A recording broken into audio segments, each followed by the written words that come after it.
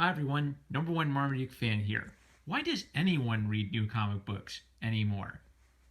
I'm serious. This is a buck, and I love it more than most of the $4 comics I bought last year. One of the best comics I read last year actually was the trade paperback of Cage exclamation point by Genndy Tartakovsky. And if that name doesn't ring a bell, creator of Samurai Jack, he directed the Hotel Transylvania movies. He's just an animator with a very fun sense of how cartoon characters can move comedically. But I think he's almost like a lone voice crying in the wilderness. I like it better than Disney animation. I like it better than Pixar animation. He's just a very fun, cartoony guy with almost kind of like a really Loose, wild style, almost a little too loose. But Genndy Tartakovsky did a homage to the old version of Luke Cage. You know, sweet Christmas and everything, all of the black exploitation, fun over the topness of the character. And Cage exclamation point is a fantastic trade paperback, and it actually includes the very first issue of Power Man Luke Cage at the back. This is going to be Power Man issue what now? Issue 48. So again, he's such a character of the 70s, right? But this is just a classic Marvel misunderstanding story. And who we got? We got the legendary John Byrne and as the penciler and Dan Green inking. So, who is Luke Cage? Well, he's a black exploitation character, and just about everybody on the planet would probably like Luke Cage, except for two sociology professors specializing in black studies and the problematic elements of black exploitation characters and how they exploit POC. To everyone normal on planet Earth, Luke Cage is just a fun superhero with a personality and flaws. So, if modern Luke Cage is all kind of like milk toast and never loses his temper, real Luke Cage, the first page, there's some Chris Claremont purple prose about how everything's peaceful, and he's bursting through the door on the first page. That's great. And then every little part of the fight scene, there's like 3 good fight scenes in this comic. It's wall to wall action. They all have an interesting dimension. Now, Luke Cage, as the protagonist, deserves like the place of prominence, but they do a good job of kind of balancing him and having the guest stars do a respectable job while kind of establishing that Luke Cage is like a tank and you just can't take him down. So this is Colleen Wing from, I think it's Hands of Kung Fu. Again, they're giving you other series to go check out, like Iron Fist series, like Hands of Kung Fu. They're always pointing you for more directions for these cool characters. So yeah, they have like a little game of run around where she's, like lightweight but really quick on her feet. And, Luke Cage is really brusque and old school. Fancy moves or no, she's only a woman. Yes, so red pilled. And look, tackles her because he's nuts. He just does whatever comes to mind. And she, hops over his back like a jackrabbit, right? It's a big, brooding Goliath versus a, quick little rabbit type of a fight scene. And she has this really cool moment where she, like, remembers her grandfather's training and she summons her chi and she holds off Luke Cage for a bit. And while they're doing that, Iron Man... what is it? Iron Fist. I'm saying Iron Man and Power Fist.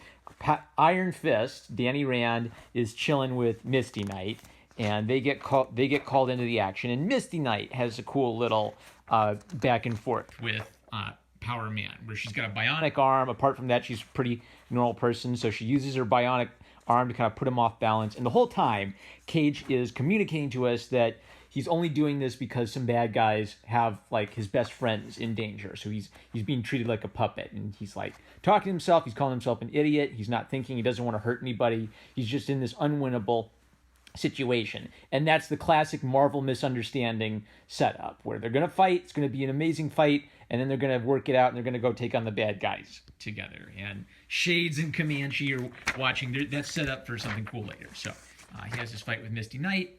And then after he's beaten 2 women and he's just feeling horrible, like he's attacked 2 women, he feels like he feels like a heel. Iron Man shows up out of the shadows. It's so cool. And he knocks him out of the building. And the anatomy is exaggerated, and you can feel him reeling back and flying through the air, and the explosion is going out in every direction, and he knocks a building over next door. And look at this. The reaction shot helps sell this. Boom, right through, shock, and then it all collapses, building on the shock we already feel in this moment. This is so dope. Oh, I gotta find when he says Christmas, because it's not a Luke Cage comic if he doesn't say Christmas at some point. Where is that?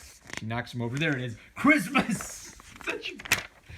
This is just so fun. And then they do some, like, kung fu dancing around. It's a similar thing where Iron Fist has, like, these really powerful blows, but Luke Cage is like steel, and Iron Fist's mastery of kung fu could break through steel, but he can't do anything to Luke Cage. Now, there's this great moment where Iron Fist is thinking, well, maybe I could try to poke his eyes out and deafen him as a last resort, but he doesn't want to do it yet because he knows that Luke Cage is a hero, and then Luke Cage kind of snaps out of his rage and realizes what he's doing. So what this does is this kind of, even though Luke Cage is the star of the book and he's been the most dominant physically throughout, it's sort of establishing why Iron Fist is getting beaten right now. He's not using his last resort because he wants to believe in Luke Cage's humanity, which is actually sometimes more interesting, I think, than who can beat up who in a fight.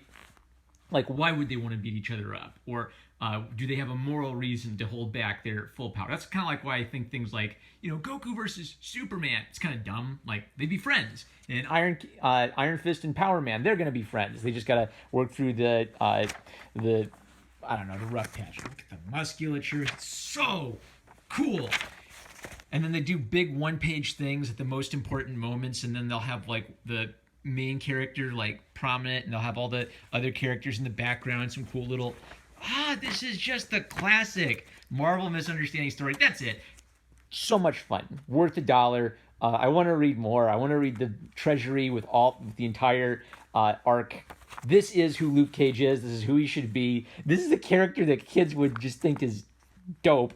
Of any race. Look at this. You've got some bad moves, ballet britches, but kung fu kicks and flaming fists won't stop me from bringing this building down on your head. That's a character. That is a character. Amazing. Okay, that's it. I'm Norman Marmaduke fan. I love you guys. Like, comment, subscribe, click the bell to receive notifications. Check out my Subscribestar, the best way to support this channel. I love my subscribers on Subscribestar. I love the Super Chat donators. Thank you. And I love you guys. Sweet Christmas. Hang loose. Catch you later.